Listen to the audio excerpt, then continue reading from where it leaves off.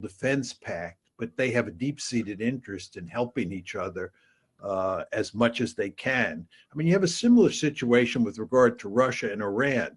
It's quite clear that the United States has its gun sights on all three of those countries, and you can even throw in North Korea. And given how powerful the United States is, those countries therefore have a deep-seated interest in working together to thwart the United States at every turn. So China has a deep-seated interest in making sure that Russia doesn't lose in its war against Ukraine plus the West. And the Russians have a deep-seated interest in helping the Chinese in their battle with the United States. So these are two very close friends or allies, call them what you want. Well, the Chinese have their problems with the North Koreans. There's no question about that. The North Koreans are a real independent variable. They pretty much do what they want. And sometimes that causes real heartache and headache for the Chinese, because the Chinese don't want the North Koreans provoking a war in East Asia. And they don't like the idea of the North Koreans angering the United States. So there's real tension sometimes between China and North Korea. And you want to remember that for China, North Korea is a very important piece of real estate. It's a buffer state between South Korea, where the United States forces are located, and the Chinese border. And indeed, in 1953, the Chinese entered the Korean War because we had crossed the 38th parallel and were moving up towards the Chinese-North Korean border. So China and North Korea, they have a mixed relationship. At this point in time, the Russians and the North Koreans have a very good relationship, and there's no reason to think that that's going to change anytime soon. Or they're North Korean troops. I beg your pardon, if there are North Korean troops in Ukraine, yes, thank you. I've not been able to figure out for sure what's going on there. It's so hard to say, because the West and the Ukrainians have a vested interest in spinning that story to make it look like the North Koreans are deeply involved, to make the Russians therefore look more sinister, and to facilitate support for aiding Ukraine down the road. And I don't trust Western propaganda or Ukrainian propaganda very much. So I don't know what to think. Time we're talking about numbers, and you look at what the Ukrainians are saying mainly, but also the West, about the number of Russians who are dying or the number of North Koreans who are dying. You know, those numbers are greatly exaggerated. It's really quite remarkable the extent to which Ukraine minimizes the number of its own casualties and maximizes the number of the Russian casualties. If anything, the Ukrainians are suffering far more casualties than the Russians. And there's all sorts of evidence of that. You know, there's been a recent spate of articles on the number of dead bodies that the Russians and the Ukrainians exchanged with each other. In other words, when people are killed in combat, the Ukrainians will return the dead bodies to the Russians and vice versa. And in the last 3 exchanges, there have been 10 Ukrainian bodies for every 1 Russian body. And overall, if you look at the exchanges over the course of this year, it's almost an 8.5 to 1 ratio. In other words, 8.5 Ukrainian bodies for every dead Russian body. And this tells you that many more Ukrainians are dying than Russians. And given the artillery imbalance and the air power imbalance between the two sides, this is hardly surprising at all. But again, if you look at the propaganda that comes out of Ukraine that's repeated in places like the Wall Street Journal and the New York Times, you'd think the reverse was true and that the Russians were suffering 8.5 casualties. Well, the number that 1,000 Ukrainians have died. You know, I've said before that the Ukrainians admit that roughly 80+% of the casualties on the battlefield are inflicted by artillery. And if you take into account that almost all the news accounts over the course of this war have said that the Russians have somewhere between a 5 to 1 and a 10 to 1 advantage in artillery, the Russian casualties have to be much lower than the Ukrainian casualties. And the Ukrainian casualties have to be enormous, right? Just given that artillery imbalance and the fact that artillery is the principal killer on the battlefield. And you remember what I said a few minutes ago about when they exchange bodies, that there are many more Ukrainian bodies than Russian bodies. So the fact is that probably about 600,000, maybe even more Ukrainians have been killed, which is a horrifying number. Oh my God. Right, right. How do you? There's no question that Russia is in much better shape today than it was at the start of the war. And General Cavoli, who is the Supreme Allied Commander in Europe, has made this point very clear. The Ukrainian army is in much worse shape than it was when the war started, and the Russian army is in much better shape. Politically or diplomatically, I think the Russians are in good shape. I think the Russians would prefer to have good relations with the West, especially with the United States. But given that that's not the case, I think they've done a very good job of improving their relations with the rest. And you see this, I think, reflected in the success that BRICS has had. So they're doing well diplomatically, and economically, they've beaten the sanctions. There's no question that they are suffering from high inflation rates at this point, or a high inflation rate at this point in time. But that is not, a fatal flaw. And I would imagine that with the passage of time, they can fix that problem. So I think the Russians are in pretty good shape. The economy, by almost all accounts, is in trouble. Is it in significant trouble? I think that's too strong. But I think the Chinese have real problems at home economically. And I think that that has a political spinoff. I mean, I think the government in China, Xi Jinping's regime, is deeply interested in trying to fix problems at home and avoid getting into trouble abroad. One might expect, given the fact that the United States is pinned down in Ukraine and pinned down in the Middle East, this would be an ideal time for the Chinese to put pressure on Taiwan or to expand into the East China Sea or the South China Sea. But you don't see much evidence of that. And in fact, what you see is that the Chinese are hunkering down at home and trying to, fix their problems, mainly on the economic front, and hoping that that will then solve the political problems that they have. But the Chinese have, I think, big problems at home economically at this point in time. They view us as morally bankrupt. I think once you get outside of the West, almost everybody thinks that the United States and the Europeans are morally bankrupt. I mean, we are supporting, and I'm choosing my words carefully here, we are supporting a genocide in Gaza.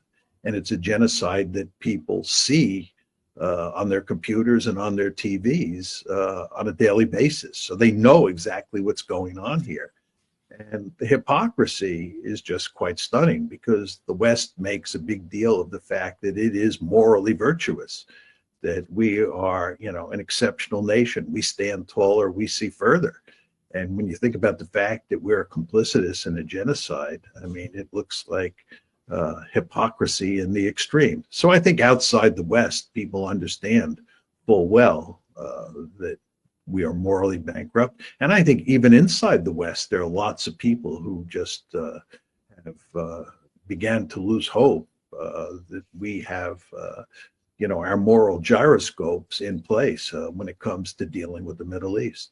Supports Israel unconditionally. Certainly the United States supports Israel unconditionally. I think Israel's self-perception has improved greatly since October 7th.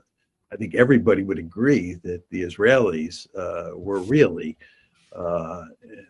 down and felt like they were on their way out after October 7th. What happened on October 7th was a stunning blow to their self-image. And there's no question that today they think they're in much better shape. But I'm one of those people who does not believe that Israel is in great shape today. I think Israel has all sorts of problems.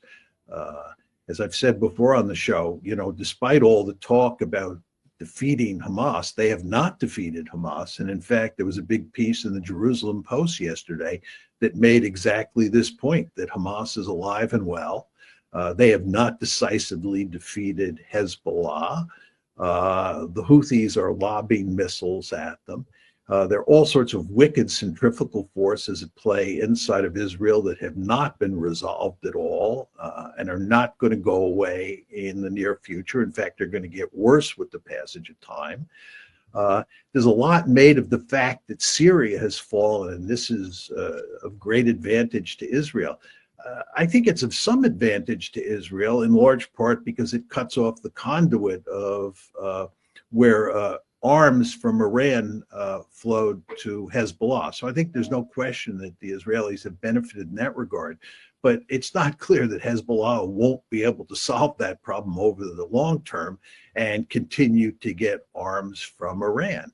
But I don't think that the fall of Syria greatly improves Israel's strategic position. And with regard to Iran, there's all this talk about Iran now being vulnerable, and the United States and Israel thinking about attacking Iran. I don't think that Iran is a big fat target for Israel and the United States. I don't think that we can take their nuclear capability out over the long term. And I think Iran is going to be around for the long term. And in all likelihood, it's going to end up getting nuclear weapons. And that is the ultimate nightmare for Israel. Right.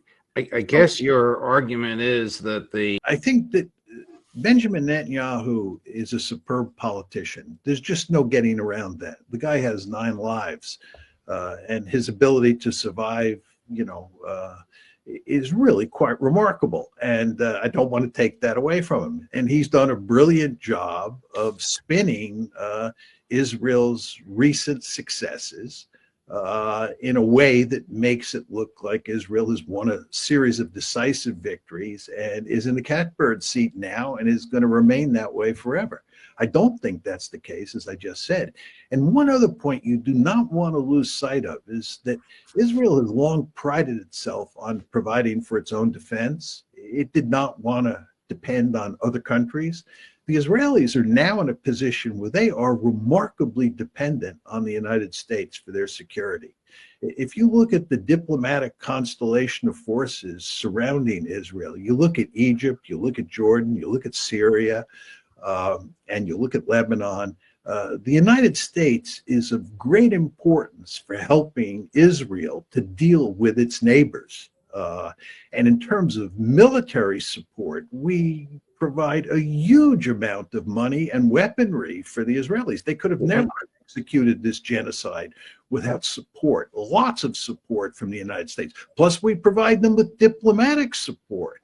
If the International Court of Justice or the International Criminal Court moves against Israel, we go to great lengths to protect the Israelis. So the Israelis are heavily dependent on us. If they ever lost American support, they would be in really deep trouble. Didn't they fight wars against Egypt, Syria, and Jordan without American military support, at least not to the extent that it is today? Absolutely. In the old days, the Israelis could defend themselves. There's no question that they had to get certain armaments. Early on, it was from the French, and before that, the Czechs, and then later from the Americans. They needed armaments from abroad, but they were in a very important way an independent fighting force that could fight its own battles. That's no longer the case. Just think about these recent conflicts where Iran launched missiles at Israel. It did it on 2 occasions. Iran launched missiles at Israel on 2 occasions. The United States played a key role in fending off those attacks.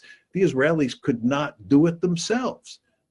So Israel is highly dependent on the United States. You take the Americans out of the equation, and as I said, Israel would be in real trouble. So President-elect Trump, whole rhetoric that goes around these days that thank God Donald Trump is now in office and Joe Biden is leaving because Joe Biden didn't do enough to help the Israelis, and Donald Trump will do enough to satisfy Israel's demands. Joe Biden basically gave the Israelis everything they wanted. Where's the evidence that Joe Biden wasn't supporting the genocide? He's called Genocide Joe for good reason. I mean, this is not a serious argument. Trump is not going to be able to give the Israelis anything that Joe was not giving them. Going back to Ukraine, Trump says, or has said, the war will be over within 24 hours as soon as he's inaugurated. Well, how can he do that? He cannot do that. I mean, he and his advisors now recognize that this is a problem that probably has no solution. Or if it has a solution, it's not an easy solution. I'm sure that they fully understand now that this is a real problem for them to solve. Do you think that the elites in the West, whether it's Europe or the US, the Victoria Newlands, the Lindsey Grahams, the Tom Cottons, the Mike Pompeos, the neocons, recognize that their experiment in Ukraine, using it as a battering ram with which to drive Vladimir Putin from office, has been a dismal, catastrophic failure? Well, I think they do believe it has been a failure so far, but they believe the situation could be rescued or can be rescued. I think that's the difference between me and you on one side and them on the other side. You and I basically think the Ukrainians are doomed, and the longer that you continue this war, the more damage you're going to do to Ukraine. And therefore, it would be good to settle this one as quickly as possible and get the best deal you can for the Ukrainians. That's their view. But on the other side, they believe that, if we double down, if we recommit ourselves to helping Ukraine, eventually we can wear the Russians down. The sanctions will eventually kick in. We can give Ukraine the weaponry it needs, and we can, pull Ukraine's chestnuts out of the fire. I think this is delusional, but they, of course, have a deep-seated interest in believing this could be done. Because if it's not done, and if Ukraine loses, it's going to be clear to the world that they have lots of blood on their hands. Going back to Syria, do you foresee adversity between the Israelis and the Turks over land in Syria? I've been thinking a lot about Syria, and I think that's one possibility. Another question you have to ask yourself is, what about the new Syrian government and the Israelis? Do you think the new Syrian government is going to be happy over the long term about the fact that Israel has cleaved off a big chunk of land that belongs to Syria? I don't think so. Here's the leader of the new Syrian government. A couple of months ago, he was cutting people's heads off. Listen to him today. Cut number 1 and cut number 2, Chris. Russia is an important country and is considered the second most powerful country in the world. And there are deep strategic interests between Syria and Russia. There are deep strategic interests between Syria and Russia. Syrian weapons are all Russian. Many of the power plants are Russian with Russian expertise, and there are great cultural ties between Syria and Russia. We do not want Russia to exit Syria, as some would like. Syria cannot continue without relations with a large regional country like Iran, but they must be based on diplomatic relations, respect for the sovereignty of the two countries, non-interference in internal affairs, and only relations that are compatible with the interests of the two countries without interfering in the matters of sectarian hatreds. We hope that the new American administration will not follow in the same approach of the previous administration in continuing these sanctions, and will lift them without entering into negotiations or bargaining. His masters at MI6 wrote a nice script for him. No, I think what's going on here is that he understands, Jelani understands that the Russians are a potential ally, an important potential ally. I think he understands that the Turks are an important potential ally, and maybe even the Iranians. You want to think about what was just said in those two clips that you played. One is the Syrians are interested in keeping the Russians in those two bases, or at those two bases. Right. And the Syrians are interested in talking to the Iranians. Right? And we know the Syrians and the Turks are working close together today. That leaves out two important players, the Israelis and the United States. Now, the Israelis and the United States are joined at the hip. And the Israelis basically drive our policy towards Syria.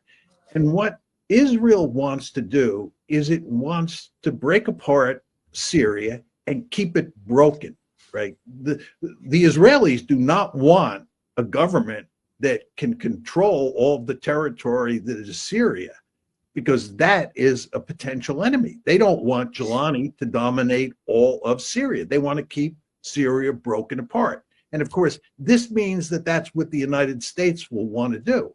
Well, if you're running the government in Syria, you have a vested interest in working against that. And then the question is, who can you turn to get help to deal with the Israelis and to deal with the Americans? And the answer is you start to think about the Russians, you start to think about the Turks, and you start to think about the Iranians. And I think that, and I want to underline the word think, I think that's what's going on here. I think the Syrians are coming to the realization that the real adversary is the United States, because the United States, of course, is doing Israel's bidding. And Israel wants Syria to be broken into a number of different parts. And Israel wants the freedom to roam into Syria whenever it wants and destroy this or destroy that. And of course, the Syrians don't want that. So they're looking for allies, i.e. the Russians, the Turks, and the Iranians. By the way, if that's true, the Iranians are back in Syria. That's a real possibility here. It's hard for me to believe that the new government of Syria would have the Turks as an ally. Doesn't Erdogan want a third of Syria to become part of Turkey? Well, you want to remember that the new government in Syria was sponsored by the Turks, so they have good relations. And exactly how the Turks are now thinking about conquering territory in Syria is an open matter. We'll see. I think there's no question, if the Syrians discover that the Turks want to cleave off a huge chunk of territory in the north, this will not sit well with Syria. But assuming that doesn't happen, that the Turks are smart enough to avoid trying to recreate the Ottoman Empire, you could end up with a situation, as I described to you a few minutes ago, where Syria, Turkey, Iran, and Russia are working quite closely together to help create a stable Syria. According to Alistair Crook, on January 17, Russia and Iran will be signing a mutual defense pact. Well, this is hardly surprising. This gets back to our earlier discussion when you were asking me about Russia and China, and I threw in Iran, and then we both started talking about North Korea as well.